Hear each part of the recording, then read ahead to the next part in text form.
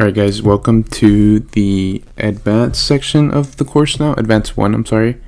And so basically the point of this video is an introduction to the whole ideology behind how we go about things, how we interpret things in this market.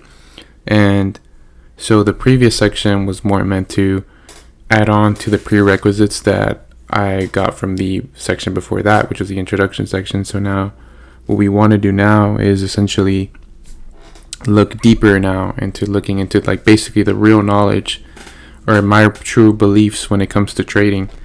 And what you have to understand now, we'll get to this whole image that you see on the screen in a bit, but this is going to be more so just main audio over me showing you stuff.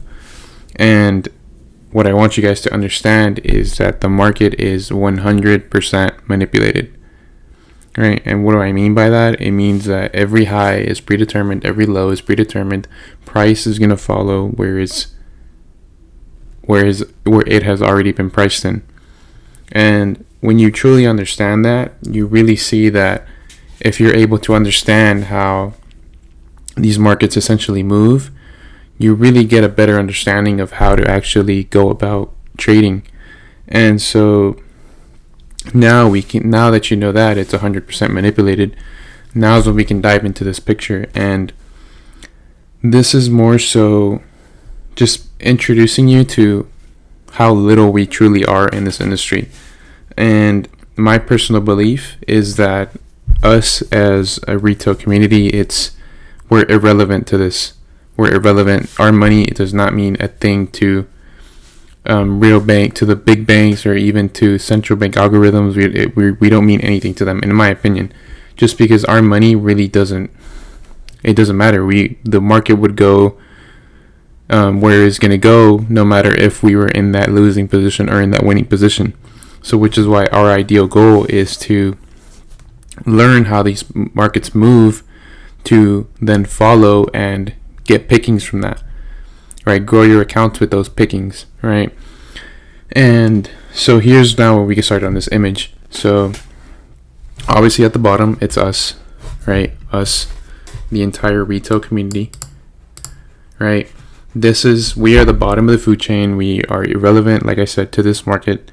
And then there's levels to this stuff, right? And if you want to know exactly like what each of these are, feel free to look it up, because I'm not going to go in depth on who these people are or what they do, because honestly, I don't care. And it's not relevant to, my form of trading.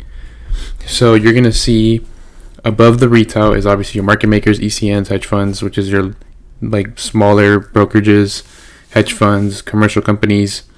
Like hedge funds, all they really are is retail traders with a lot of capital.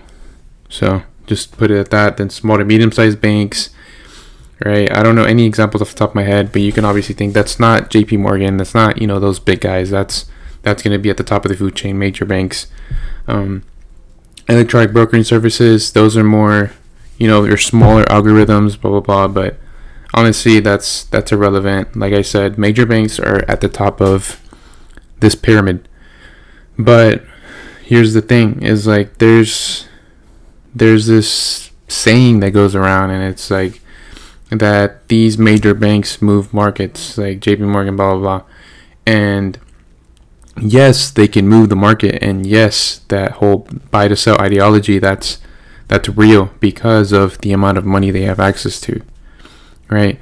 Since they have so much money, so much liquidity, in their hands, they can dump price, they can move price up or down, whatever. They can do whatever they want with it. And we're going to connect that same sentence to a video later in this section of the course. But what you have to understand is, if banks are the creators of price, if they are the entities that move price, generate price, reprice price, then how come banks, for one, how come they lose? Two, how come these guys get sued for manipulation? Right? So when I'm thinking, if these guys are getting sued for manipulation, that means there's an entity above them that's truly maneuvering and creating price, right? And let's think about it. These bank traders, these guys aren't the best traders in the world, man. These guys are aiming for 10, 15, 20% a year. You know, they're looking at position trades. They're going into months and months of drawdown so that they can then get that 0.5% increase. And they'll even often, I've seen before, that they're going to have negative risk to rewards. And that's just because they look at the macro scale of things. And so even if, let's say, they hold a position for months just to then break even or then get that 0.5% increase, it's like you lose so much time. And so even if you make a little bit of profit or even break even, it's just like you wasted your time, and that's a loss in my eyes. So now that we got that out the way, you got to understand that, in my opinion, the entity that is above banks is the central bank algorithm. And when you really think about it, it just makes so much sense, because for one, if these major banks, if they were really the ones who created price, wouldn't you think price would be so much more, hopefully you guys can see that in the video, but hopefully, don't you guys expect it to be more random, very zigzaggy, right? You wouldn't see markets trending if these major banks are maneuvering price or creating price. You'd expect price to be so much more random. But in reality, you see that price follows a narrative, and that narrative is your macro bias, your yield curves, your interest rate, whatever, all that. And if you really think about it, how come price is going to follow these macro biases, and somehow these banks are creating that price but still taking losses? It just things don't add up, right? And so in my eyes, this algorithm is what maneuvers, creates price, and it chases those yield curves from a macro bias. And so once you realize that, you know, everything starts to make sense. So in order for a major bank to get into a market to take a trade, that algorithm has to position itself in certain ways to allow smart money to come into that market.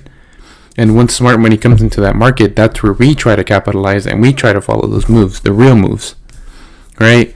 So we don't know exactly what bank is getting in what, so which is why we have our personal rules as to how we should enter, exit, etc. from a trade, right? So all I basically want you guys to get out of this video is, I want you to understand this, interpret this, watch this video 2-3 times, because I really want you to understand that these quote-unquote major banks, they aren't what create price. They can move price because of the money they have, right? And those footprints are what we try to capitalize on. But you have to realize that they aren't the people that move price. That all that buying pressure, selling pressure stuff, it's BS. It's not real, because price would have originally followed that narrative that is created because of a central bank algorithm, right? So yeah, guys,